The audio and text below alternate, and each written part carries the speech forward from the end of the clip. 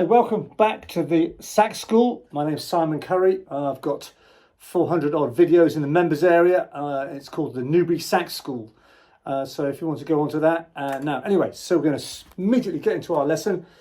We're going to talk about intonation, how to play in tune on the sax, and what makes different things, makes it harder, and how you deal with intonation. So let me explain to you what happens with the reed and how you do it. Now, it's difficult to explain to a student how it feels. You can't explain a feeling. You can only feel a sensation and its feeling. So it's done by practice. But anyway, so let me tell you the mechanics of it. Okay, so first of all, this is the book. Now, this is what's called the natural frequency. So everything's got a natural frequency, so it vibrates at a certain pitch. Okay, so here goes. Here's this look. I'll do it this direction so you can see. So here we go. So we've got your teeth under here, the lips there, and you've got teeth resting on top of the mouthpiece, and this is the reed vibrating. Okay, so then there's a certain gap there. So now let's see the book vibrate. So if I hold the book at the end of the full length of the book, so that's quite a long book actually, as it happens. Look at the right angle. So now if I make that vibrate in a certain way, so it's got a nice curve on it. Do you see that nice curve? And that's vibrating nicely. Now, if I take that point A and point B, and that's how the pressure I gain on the reed. So if I close it up and do lots of little vibrations, you see the book stops vibrating. And if I make it bigger, it gets better. And then suddenly if I make it really big, it stops vibrating at all. So it's the optimum pressure you put on that reed. So here we go. So now we're going to do is kind of move my teeth or my lip further up. So there. Now to make that vibrate, I've got to do smaller movements, okay, and then again smaller movements again to make that vibrate nicely. If I do big movements or little movements, it doesn't vibrate. So there, and I move it again to there, and you can't make it vibrate. So that's the reed. So that's what you're doing with your lip and jaw, and it's not a massive movement. It's just a subtle movement of your teeth supported by your lip, or the way around, your lip supported by your teeth. So and that's all done by feel, and lots of people do it in different ways, and different shapes of mouth and different throat shapes. So that's the fundamental way a reed vibrates, and that's how you practice getting a good sound.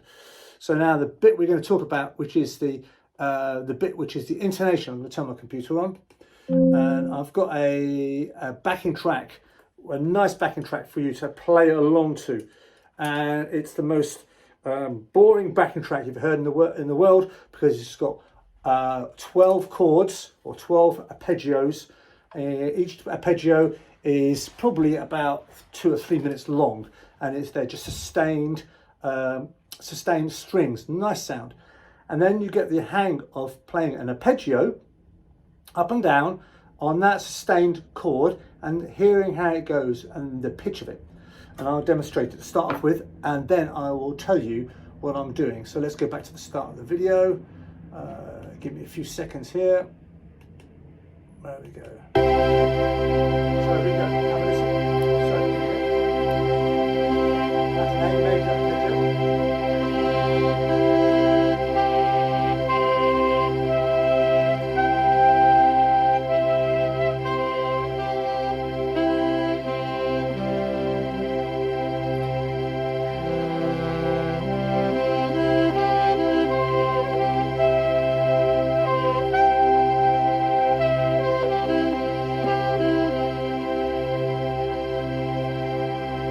Now, as you can see, I'm experimenting with the pitch of it and trying to get it in pitch, and it's just playing A major or C major concert on the video. I'll put a link for this video in the description. And so the idea is you just play that arpeggio through and through and through. Now, the feeling is, my feeling is that you try and sharpen the lowest notes as much as you can, but still get a nice sound. So if I'm going down to my bottom C sharp, I'm pushing as hard as I can to get that pitch up, and I'm not making it flat. When you make it flat, the low notes, they come out easier, but they sound flat. And likewise, when you go to the top of the register, you've got to flatten those notes, big style, to bring them in. And so there you go, up the arpeggio. So my pressure down the bottom C sharp And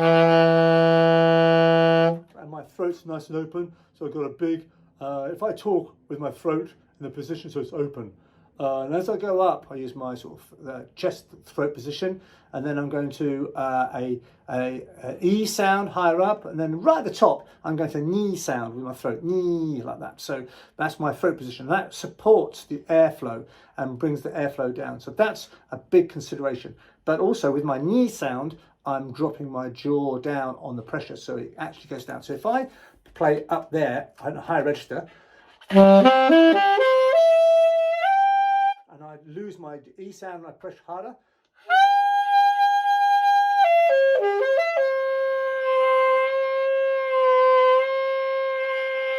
you hear the difference. I'm going in sharp and then bring it back down in tune, sharp and bring it down in tune.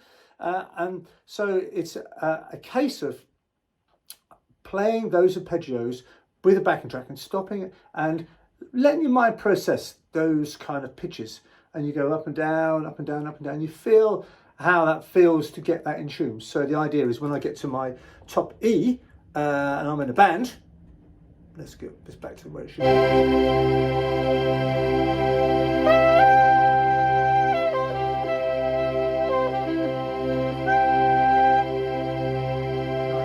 That top E out, and I know where it is in pitch. I had a little bit of an advantage when I was about, I guess about 19 or 20 years old.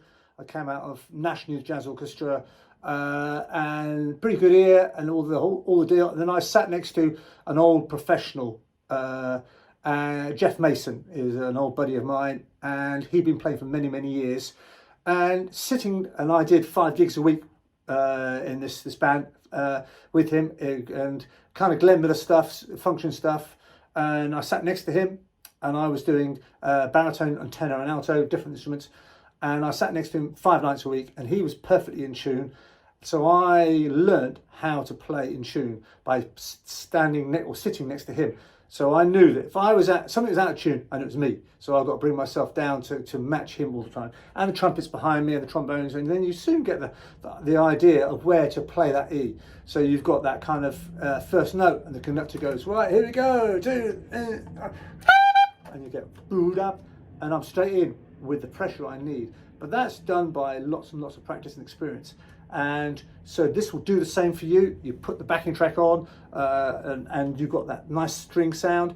Let's go to a different key, see what we've got there. We've got a different key.